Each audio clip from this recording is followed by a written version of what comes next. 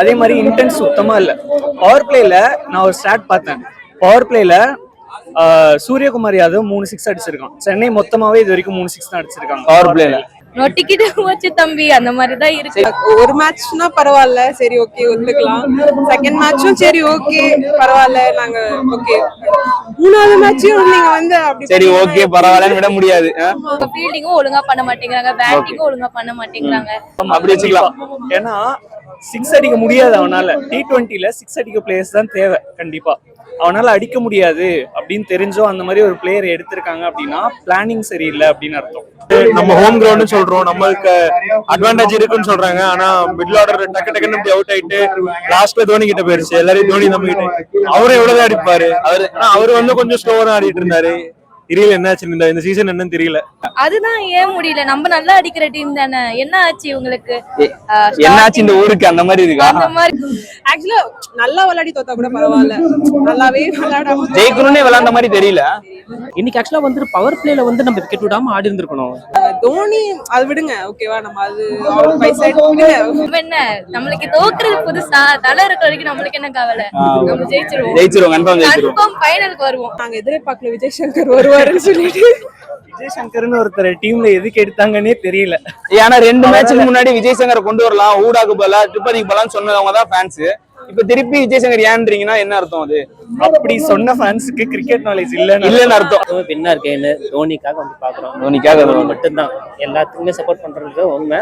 ஆனா வந்து தோனிக்காக சப்போர்ட். எனக்கு வாட்சன் டுப்ளிசிஸ் அந்த அப்போ இருந்தாங்களே, அந்த மாதிரி பேட்டிங் ஃபீல்டு தான் நம்ம செம பவரா இருக்கும். ஆனா இப்ப சொல்லணும் யாரு டிசப்பாயிண்ட் பண்ணது இன்னைக்கு? சொல்லுங்க ப்ரோ, நீங்களும் சொல்லலாம். லாஸ்ட் மிடில் ஆர்டர் கொஞ்சம் பிரச்சனையா இருந்த மாதிரி தான் தோணுது எனக்கு.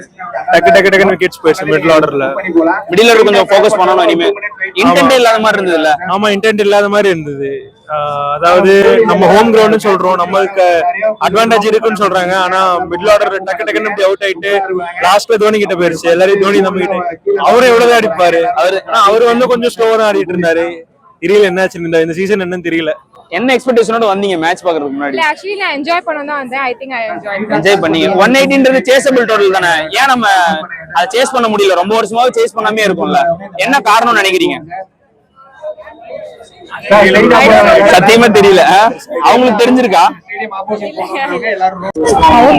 ஓகே தான். யாரு டிசப்பாயிண்ட் பண்ணா இன்னைக்கு? எனக்கு எல்லாருமே தான் எதிர்பார்த்தேன். தலைக்கிட்ட ரொம்ப எதிர்பார்த்தேன், தலையே சொதப்பிட்டாரு. ஆமா ஓகே. இப்போ 180ன்றது சேஸபிள் டோட்டல் தானே, நம்மளால ஏன் சேஸ் பண்ண முடியல? அதுதான் ஏன் முடியல, நம்ம நல்லா அடிக்கிற டீம் தானே, என்ன ஆச்சு உங்களுக்கு? என்னாச்சு இந்த ஊருக்கு அந்த மாதிரி இருக்கா? அந்த மாதிரி தான் இருக்கு.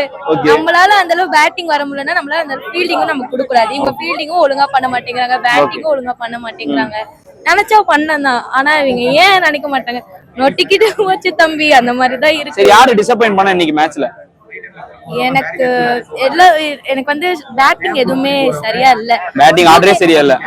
ஆர்டரே சரியில்லை. எனக்கு வாட்சன் டுப்ளிசிஸ் அப்போ இருந்தாங்களே, அந்த மாதிரி பேட்டிங் ஃபீல்டு தான் நம்ம செம பவரா இருக்கும். ஆனா இப்ப இதுக்கப்புறம் எதுவும் பண்ண முடியாது. கான்வே கிட்ட நிறைய எதிர்பார்த்தேன்.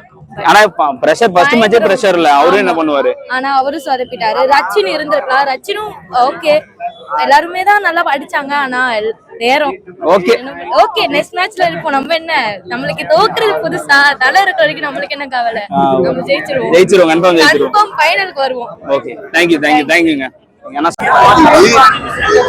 ப்ரோ மேட்ச் எப்படி இருந்துச்சு சொல்லலாமே? என்ன எதிர்பார்த்து வந்தீங்க மேட்ச் ஆரம்பிக்கும் முன்னாடி? மேட்ச் கண்டிப்பா வின் பண்ணுவாங்க தான் வந்தாங்க. ஒரு மேட்ச்னா பரவாயில்ல, சரி ஓகே ஒத்துக்கலாம். செகண்ட் மேட்சும் சரி ஓகே பரவாயில்ல, நாங்க ஓகே. மூணாவது மேட்சும் நீங்க வந்து அப்படி சரி ஓகே பரவாயில்லன்னு விட முடியாது. ஆக்சுவலா நல்லா விளையாடி தோத்தா கூட பரவாயில்ல, நல்லாவே விளையாடாம ஜெயிக்கணும்னே விளையாண்ட மாதிரி தெரியல, ஒரு இன்டென்ட் இல்ல. யாரு டிசப்பாயிண்ட் பண்ணா இன்னைக்கு? எல்லாருமே டிசப்பாயிண்ட் பண்ணாங்க. தோனி அது விடுங்க ஓகேவா, நம்ம அது ஆனா வந்து ருத்துராஜ், ரச்சின் ஓகேவா, ஆனா நம்ம டாப் ஆர்டர் டிபெண்ட் பண்ண கூடாதுல, மிடில் ஆர்டர் ஸ்ட்ராங்கா இருக்கணும்ல விளையாடுறதுக்கு. எல்லா டீம்லயும் அப்படிதான் இருக்காங்க. மிடில் ஆர்டர் நாங்க எதிர்பார்க்கல விஜய் சங்கர் வருவாருன்னு சொல்லிட்டு. விஜய் சங்கர்னு ஒருத்தர் டீம்ல எதுக்கு எடுத்தாங்கன்னே தெரியல.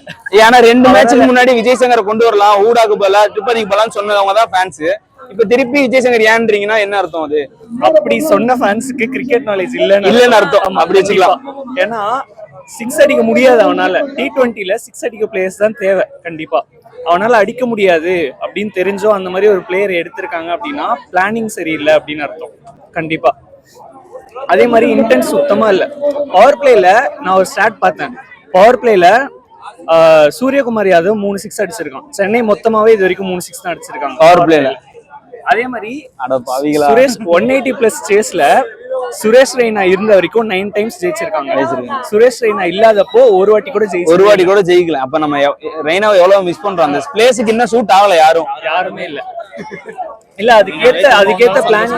ரெய்னாவே திரும்ப வந்தாலும் சந்தோஷம் தான். வெல்கம் பண்றோம். கம்பேக் கொடுங்க Raina. we miss you Raina தான். we miss you ரெய்னா தான். we miss you Raina. Comeback கொடுங்க ரெய்னா.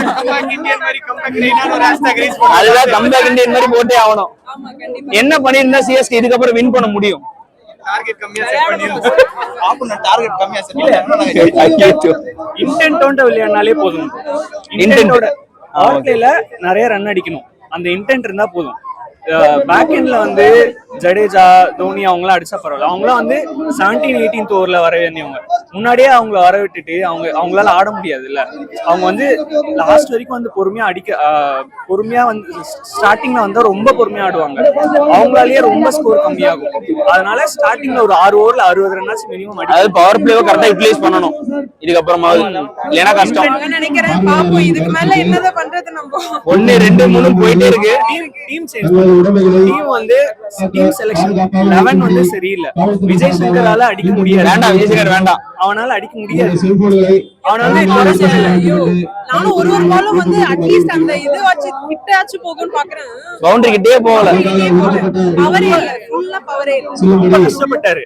அவர் குறை சொல்லல. அவர் T20க்கான பிளேயர் கிடையாது. அதுதான் உண்மை. பாப்போம் லெட்ஸ் see என்ன நடக்குதுன்னு பாக்கலாம். லைஃப் சொல்லுங்க. ஆக்சுவலாக வந்துட்டு டாப் ஆர்டர் வந்து கொஞ்சம் பெர்ஃபார்ம் பண்ணவே இல்லை. டாப் ஆர்டர் தான் எப்பவுமே வந்து டாப் ஆர்டர் தான் நம்ம சென்னை சூப்பர் கிங்ஸ்க்கு என்னைக்குமே வந்து நம்ம முன்னுதாரணமா இருக்கும்.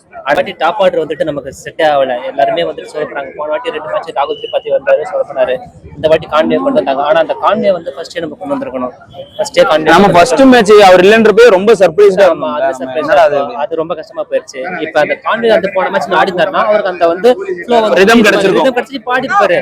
இப்போ அதை விட்டுட்டு நம்ம வந்துட்டு இப்போ இந்த மேட்ச் ஆடுறது ரொம்ப கஷ்டமா போச்சு. அதே மாதிரி பவுலிங் வந்து பாத்தீங்கன்னா நம்மளுக்கு அந்த முன்னாடி இருந்த அந்த ஒரு கான்ஃபிடன்ட் யாருமே இல்ல. ஆனா நம்ம இப்ப நீங்க டாப் ஆர்டர் சொல்றீங்களா, மிடில் ஆர்டர் அந்த அளவுக்கு சொல்லிக்கிற அளவுக்கு இல்ல. அந்த அளவுக்கு சுத்தமாவே ஷிவம் துபே வந்து ஸ்பின்னர் ஆடுவாரு. ஓகே. ஆனா கரெக்ட்டா ஸ்பின்னர் ஆடுற டைமிங்ல ஃபேஸ் போட்டு அவரை லைவ் பண்ணி ஆஃப் பண்ணிடுவாங்க. அவரு கரெக்ட்டா ஸ்பின்னர் ஆடும்போது நல்லா அடிக்கிறாருன்னா நல்ல ஸ்கோர் வந்துரும். அவர் அவுட் ஆயிடுறாரு. என்ன பண்ணிருந்தா சிஎஸ்கே வின் பண்ணிருக்கலாம் இன்னைக்கு ஆக்சுவலா வந்து பவர் பிளேல வந்து நம்ம விக்கெட் விடாம ஆடி இருந்திருக்கணும். விக்கெட் விடாம ஆடி இருக்கணும். பவுலிங் வந்துட்டு வந்து பாத்தீங்கன்னா ரொம்ப இது பண்ணிட்டாங்க. அந்த அளவுக்கு எதுவுமே பெர்ஃபார்ம் பண்ணவே இல்லை. ரொம்ப சொதப்பிட்டாங்க பவுலிங்குமே. முகேஷ் சௌத்ரி நம்பினாங்க. முகேஷ் சௌத்ரி வந்து ரொம்ப நிறைய ரன் கொடுத்துட்டாரு. அது ரொம்ப கஷ்டமாயிருச்சு. அதுதான் ரொம்ப கஷ்டம். அதுதான் உண்மையிலே பாப்போம். லெட்ஸ் see என்ன ஆகுதுன்னு பார்க்கலாம். ஆனா உண்மையிலே சென்னை சூப்பர் கிங்ஸை பொறுத்த வரைக்கும் வின்னர் கெயின் தோனிக்காக வந்து பாக்குறோம். தோனிக்காக மட்டும்தான் எல்லாத்துக்குமே சப்போர்ட் பண்றது உண்மை. ஆனா வந்து தோனிக்காக சப்போர்ட்